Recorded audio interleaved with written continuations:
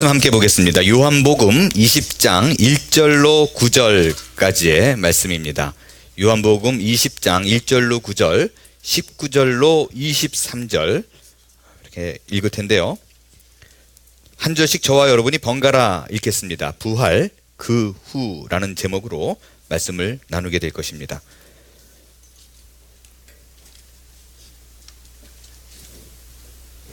제가 먼저 1절 읽습니다.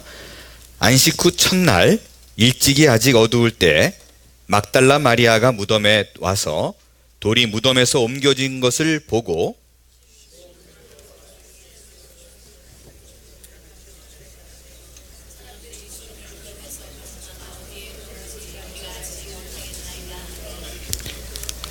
베드로와 그 다른 제자가 나가서 무덤으로 갈새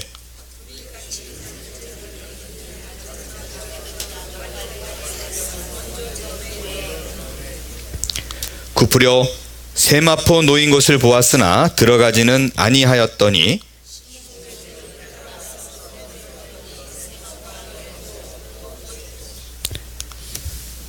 또 머리를 쌌던 수건은 세마포와 함께 놓이지 않고 딴 곳에 쌌던 대로 놓여 있더라.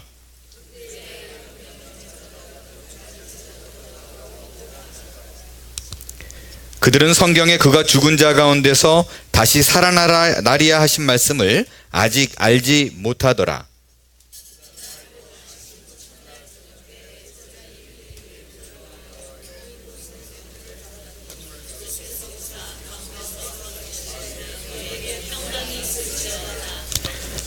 이 말씀을 하시고 손과 옆구리를 보이시니 제자들이 주를 보고 기뻐하더라.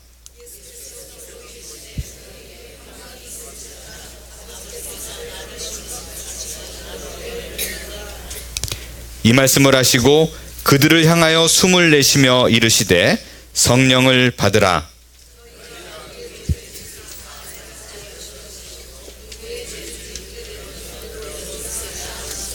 아멘. 오늘 말씀은 이전과 마찬가지로요, 제가 한국말로 설교를 하고 영어로 자막을 달았습니다. 영어가 편하신 분들은 지금 나오시는 스크린 혹은 TV를 봐주시기 바랍니다. 인터넷에 떠도는 유머 가운데 하나입니다. 장례식장에 시체실에 세 구의 시체가 들어왔는데 이상하게 그날따라 세 구의 시체 모두가 다 웃고 있는 상태로 죽어 있더래요. 시체를 검사하는 검시관이 물었습니다. 아니 도대체 왜 이 세 시체 모두가 다 웃고 있는 거예요? 그랬더니 시체를 다루는 사람이 대답을 하기를 이렇게 얘기했대요. 그게요, 첫 번째 이 시체는요 복권에 당첨이 돼가지고 1등에 당첨이 돼가지고 와 너무 좋아가지고 팔팔 뛰면서 웃다가 심장마비로 죽었대요. 그러면 두 번째 시체는 왜 웃고 있는 거냐고 검시관에게 다시 물었습니다. 그랬더니 그 사람의 대답이, 이 사람의 아들이 공부를 못했는데 늘 소원이 아들이 제발 1등을 한 번 했으면 하고 기대를 했었대요. 근데 어떻게 아들이 이번엔 1등을 했는지 집에 오자마자 성적표를 막 흔들면서 아버지 저 1등 했어요. 그러니까 아버지가 놀래가지고 성적표를 보고 진짜냐 그러다가 돌아가셨대요. 검사관이 듣고 보니까 또 그럴싸해요. 근데 세 번째 있는 사람은 머리가 막 곱슬곱슬한데 또 웃고 있더래요. 이 사람은 도대체 왜 웃고 있냐고 물었습니다. 시체를 관리하는 사람의 대답이, 이 사람은 벼락을 맞아 죽었대요. 근데 왜 웃냐고 물어봤습니다. 그랬더니 이 하는 말이 지나가다가 번개가 번쩍 하니까 사진 찍는 줄 알고 치즈 그러다가 죽었대요.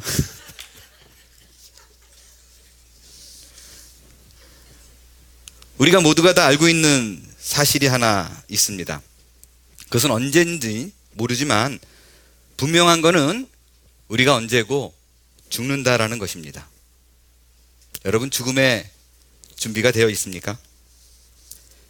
죽음의 준비가 되어 있는 자, 예수 그리스도를 고백하여 구주로 고백하여 구원의 확신이 있는 자는 그 마지막 순간이 왔을 때 이 희채 세구처럼 웃을 수가 있을 것입니다. 왜죠? 죽음은 우리의 끝이 아니기 때문에 그래요. 죽음은 육신이 땅에 묻히지만 우리의 영혼은 천국을 갑니다. 그러다 마지막 날이 오면, 예수의 재림의 그날, 다시 오는 그날이 오면 우리의 육체와 영혼이 연합하여 부활의 몸으로 거듭나게 된다는 것, 그것이 성경의 증거입니다. 이것이 기독교 신앙이에요. 그래서 옛날에는요, 아이러니하게 기독교인들은 화장을 잘 안 하려고 그랬잖아요. 몸을 태우면 없어지는 줄 알고. 다 부활했는데 화장한 사람은 자기 몸 없어가지고 부활이 안 될까 봐. 나이브하고 순진한 얘기죠. 어차피 뭐 죽으면 화장해서 없어지나 썩어 없어지나 다 없어지는 거는 마찬가지예요. 그런데 이 얘기를요, 예수님이 살아있을 때 제자들에게 사실은 수없이 많이 얘기했었어요. 죽음이 끝이 아니라고, 살아난다고. 근데 이 친구들이 못 알아들었습니다. 오늘 성경에 보니까 예수님이 죽으시지 3일째 되는 날 몇몇의 여자들이 예수님의 시체를 향로를 발라주려고, 향수를 뿌려주려고 가봤어요. 근데 가봤더니 예수님이 없는 거예요. 여인들이 제자들에게 가서 얘기합니다. 예수님의 시체가 없어졌다고, 안 보인다고. 다들 무서워서 이건 또 무슨 일이야 그러고 부들부들 떨고 있는데, 그 얘기를 듣자마자 참지 못하고 두 사람이 바로 뛰어갑니다. 무덤을 향해서. 누가 뛰어갔을까요? 베드로와 요한이 뛰어갔어요. 나이 제일 많은 사람하고 나이 제일 적은 사람. 성경에 표현된 그 주님이 사랑하던 제자 뭐 이렇게 되어 있는 게 요한이에요. 요한이 어리잖아요. 그래서 제일 먼저 막 도착했어요. 근데 어리니까 또 겁이 많아요. 무덤 앞에 못 들어가요. 막 뛰다가 탁 씁니다. 베드로는 아무 생각 없는 사람이잖아요. 그러니까 또 베드로는 확 하고 무덤으로 먼저 들어가요. 근데 들어가 보니까 옷이 잘 폴더가 돼 있어요. 잘 개켜져 있어요. 시체가 안 보였는데 옷은 개켜져 있어요. 뭘 얘기하나? 예수님이 부활했다는 것입니다. 예수님이 무덤에서 살아나셨다라는 거예요. 고통에서, 아픔에서 죽음의 권세를 이기고 다시 살아나셨다라는 그 이야기, 그 메시지가 무덤이 비어있다라는 것입니다. 그 이슬람교인 무슬림 한 사람과 크리스찬 한 사람이 비행기를 탔는데 우연히 또 옆자리에 같이 앉았대요. 두 사람이 반갑게 나누고 인사를 하다 보니까 한 사람은 크리스찬이고 한 사람은 무슬림인 걸 알게 됐어요. 비행기가 도착할 때가 돼서 이슬람교도가 그리스도인에게 은근히 비꼬는 투로, 안타깝다는 투로 이렇게 얘기를 하더래요. 저는 지금 메카로 가는 중이에요. 메카로 가고 있어요. 그곳에는 우리 종교의 창시자 마호메트 무덤이 있고, 거기 가면 그 안에 시신도 있습니다. 근데 예루살렘으로 가는 당시는 거기가 뭐 있어요? 아무것도 없다던데. 그러니까 빈 무덤 아니에요? 이렇게 약간 비꼬는 투로 얘기했어요. 정말 안 됐다는 뉘앙스로. 그 말을 듣고 그리스도인이 이렇게 대답을 합니다. 네, 그렇습니다. 바로 그것이 당신이 믿는 것과 내가 믿는 것의 큰 차이예요. 기독교와 다른 종교의 큰 차이는 우리에게는 무덤이 없다라는 것입니다. 우리에게는 남아있는 시체가 없다라는 것입니다. 우리는 무덤이 없는 것을 자랑합니다. 왜냐하면 기독교는 부활의 종교이기 때문이에요. 세상의 모든 종교는 죽음, 그 사망이 파이널 스테이션, 마지막 종착역입니다. 세계 전역에 남아있는 인간의 유적들도 다 무덤이에요. 세계 7대 불가사의라고 하는 이집트의 피라미드도, 뭐 경주 가면 왕릉도 있고요. 결국엔 다 무덤입니다. 수많은 왕들, 인류 역사에 빛나는 사람들이 남긴 것도 결국에는 무덤밖에 없어요. 그러나 기독교는 사망 권세를 이기고 인간 속에 역사하시는 하나님의 아들의 생명이라는 것이에요. 무덤이 없는 것이 우리의 자랑인 줄 믿습니다. 그렇기 때문에 이 부활신앙은요, 우리에게 있어서 정말 중요한 신앙이라는 것입니다. 예수님을 공격하던 무리들, 그리고 로마인들은 예수님을 죽여서 그냥 없애버리려고 그랬어요. 그러면 기독교가 없어질 걸로 생각했어요. 근데 예수님이 다시 살아나셨단 말이에요. 이게 그들로 하여금 너무너무 곤욕스럽고 당황스러운 일이었습니다. 그래서요, 이게 이제 예수님이 살아났다 그러면은 더 큰일 났잖아요. 죽였는데 살아났다 그러면 이거를 거짓말로 몰아붙여야 됐어요. 어떻게든 사실이 아니라고 말을 해야만 했습니다. 그래서요, 예수님이 부활이 거짓말이다라고 그들이 퍼뜨리고 났는데 뭐라고 퍼뜨렸느냐, 여러 가지 얘기가 많이 있지만 그중에 4가지를 여러분과 좀 살펴보고 싶어요. 첫 번째가요, 도적설이에요. 제자들이 몰래 밤에 와서 예수의 시체를 훔쳐갔다라고 얘기하는 거예요. 그리고는 제자들이 자기가 꽁꽁 숨겨 넣어놓고 부활했다고 저러고 돌아다니고 있어 라고 얘기하고 있어요. 근데 이게 정말 말이 안 되는 게 뭐냐면요, 우리 다 알잖아요. 제자들은 숨어 있었어요.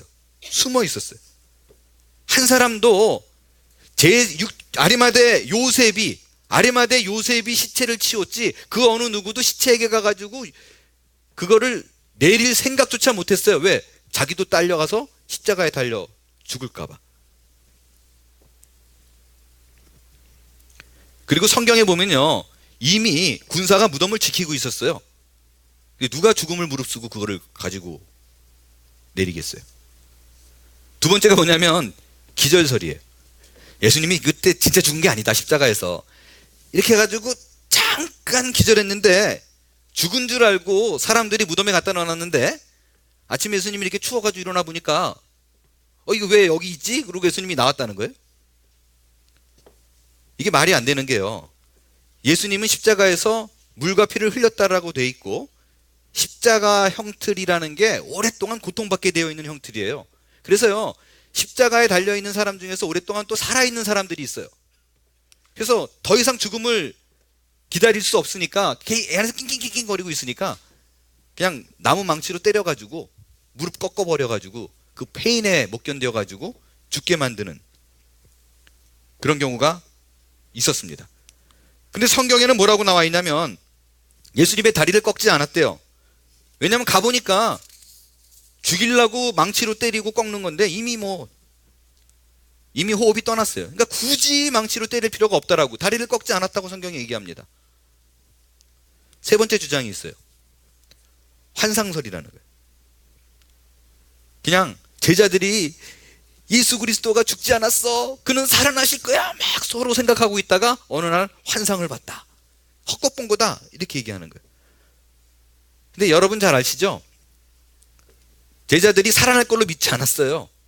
다 숨어 있었지. 도마의 경우도요, 살아났다 그랬는데도 안 믿었어요.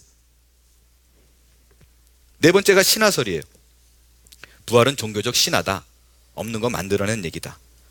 근데 이걸 신화라고만 얘기하기에는요, 본 사람이 너무 많아요. 베드로와 6명의 제자들 봤죠. 12사도 봤죠. More than 500 people. 야고보 봤죠. 바울 봤죠. 여러 반대의 이론들이 있지만 여러분, 제가 이런 얘기 절대로 믿지 않고 부활은 진짜다, 정말 사실이라고 믿는 이유가 있습니다. 왜냐하면 제자들이 변했어요. 제자들이 달라졌어요. 어느 날 꽁꽁 숨어있던 제자들이 밖으로 다 쏟아져 나와가지고 더 이상 죽음을 무서워하지 않았어요. 생각해 보세요. 그들은요, 누가 자기를 알아볼까봐 다 숨어 있는데 어느 날 이들이 쏟아져 나와가지고 예수가 살아났다라고 말하기 시작했습니다. 뭘 본 거예요. 뭘 보지 않고서야 절대 이런 일은 불가능합니다. 그리고 실제 다 순교를 했어요. 12명이 다 죽었습니다. 어떻게 이게 가능해요? 뭘 본 거예요. 그리고 알게 됐어요. 피 흘리며 죽었는데 살아난다. 근데 그분이 우리를 살아난다고 얘기했다. 저거 진짜다. 그 사실 하나만으로도 그렇지 않은 사람이 어떻게 기꺼이 순교를 하겠어요? 이 여러 가지 상황을 볼 때 부활은 역사적인 사실이고 우리가 믿을 수 있는 확실한 근거라는 것입니다.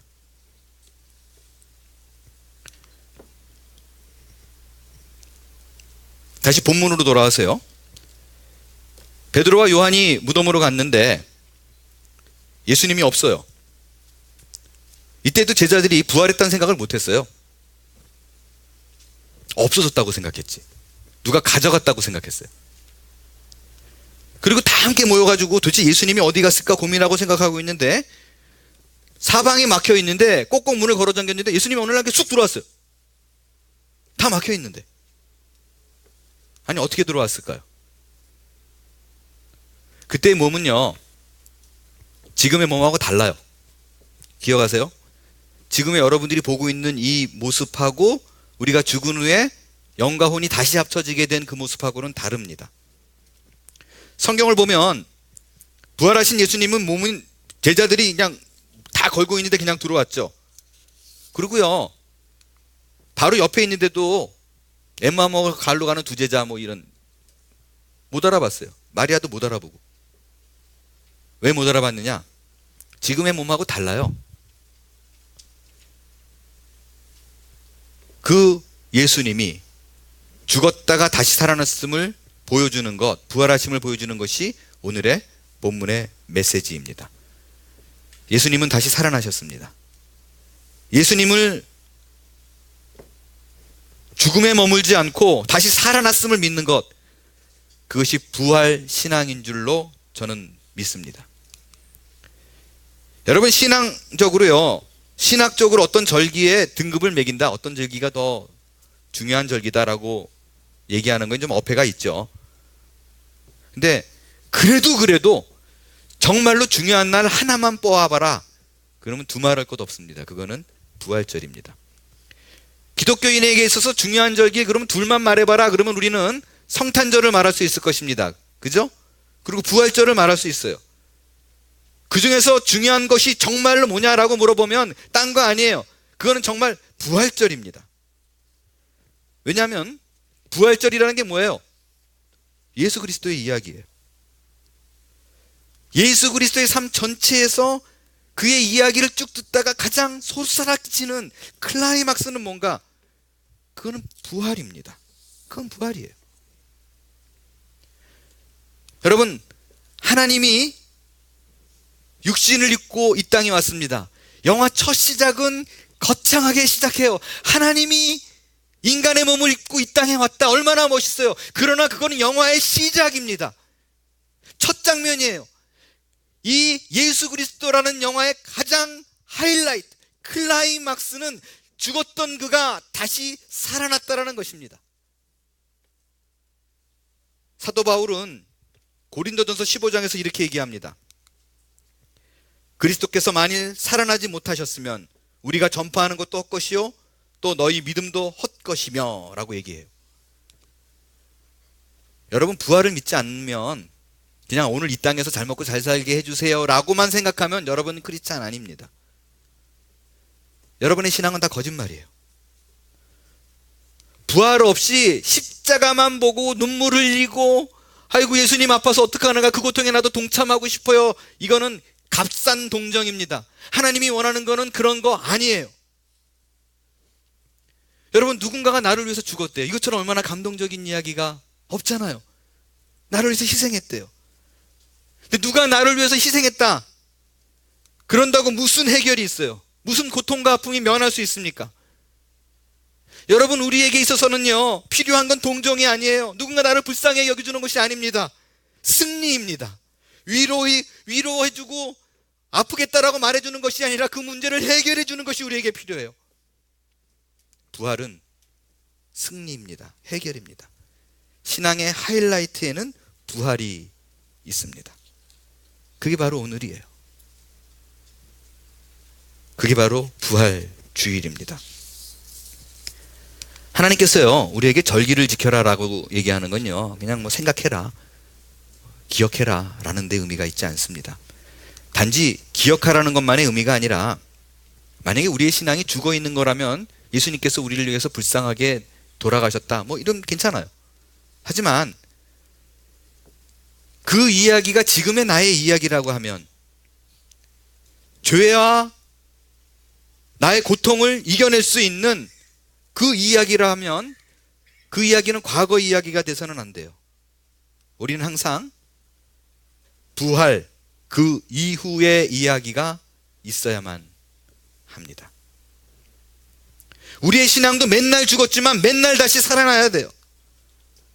그렇다면 살아있는 신앙의 증거는 뭐예요? 부활을 믿는다면 우리는 어떻게 살아야만 합니까? 그것은 평강입니다. 평강을 누리는 삶이에요. 20장 19절에서 이렇게 얘기합니다.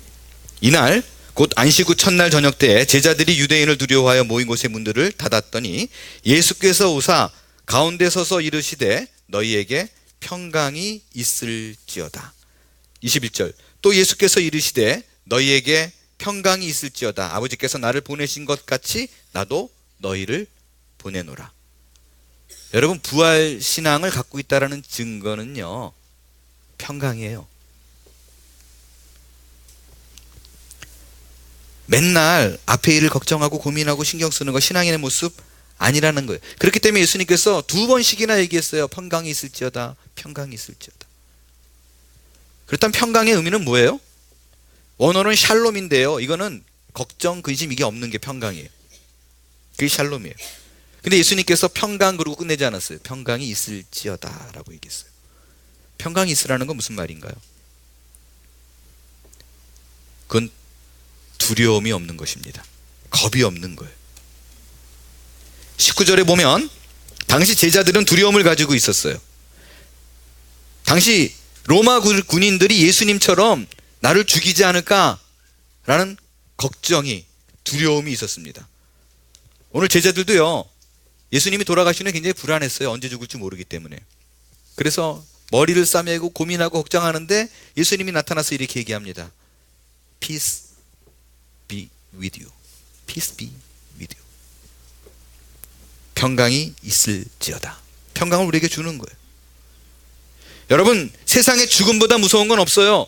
그렇지 않나요? 시험에 떨어지는 거 겁나죠? 사고 나는 거 겁나요? 돈을 못 벌어서 경제적으로 어렵게 되는 거, 이런 것도 겁나는 일입니다. 그런데 죽음이 훨씬 더 무서운 거예요.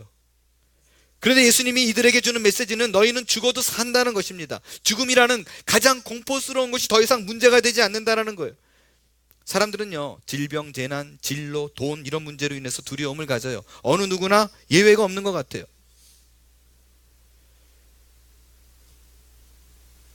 캘리포니아에 개척을 해야겠다라고 생각해서요, 이제 콜로라도에서 캘리포니아로 가려고 마음을 먹고 가족들이 이제 기도를 하기 시작했어요. 큰아들 앤디가 11살 되었었어요. When he was 9 years old. 우리가 캘리포니아로 간다 그러니까 왜 가냐요? 그래서 이제 플랜 처치 하러 간다. 교회를 개척하러 간다. 그랬더니 한참 뭐 이렇게 뭘 조사하든지 뭐 인터넷 막 뒤지고 오더니 가면 안 된대요. 가지 말대요. 왜 그러냐고 물었더니 거긴 지진 날 확률이 너무 높아서 안 된대요. 딴 데 가자 그러더라고. 딴 데.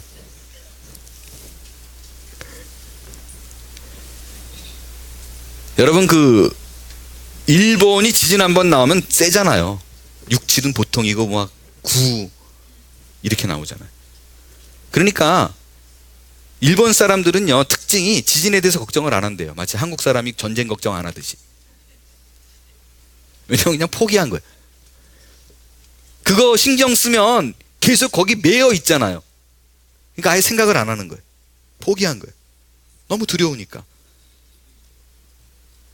우리 크리스찬은요, 포기하는 게 아닙니다. 만일 어떤 일이 생겨가지고 여러분이 갑작스러운 예기치 않은 죽음을 맞이하게 된다면 이렇게 생각해야 돼요. 그거는 우리의 영혼의 문을 열는 거예요. 우리에게 또 다른 삶의 시작이라는 것입니다. 그런 믿음 없는 제자들에게, 두려움에 떨고 있는 인생들에게 죄와 사망의 권세를 깨뜨리고 부활하신 예수님께서는 이렇게 얘기합니다. 너희에게 평강이 있을지어다. 너희에게 평강이 있을지어다.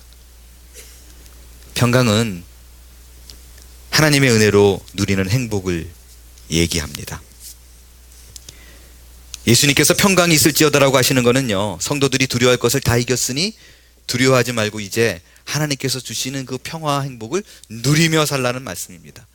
그것이 이제 우리의 숙제예요. 그것이 우리의 과제입니다. 부활하신 예수님께서 두려움을 제하고 평강을 주셨습니다.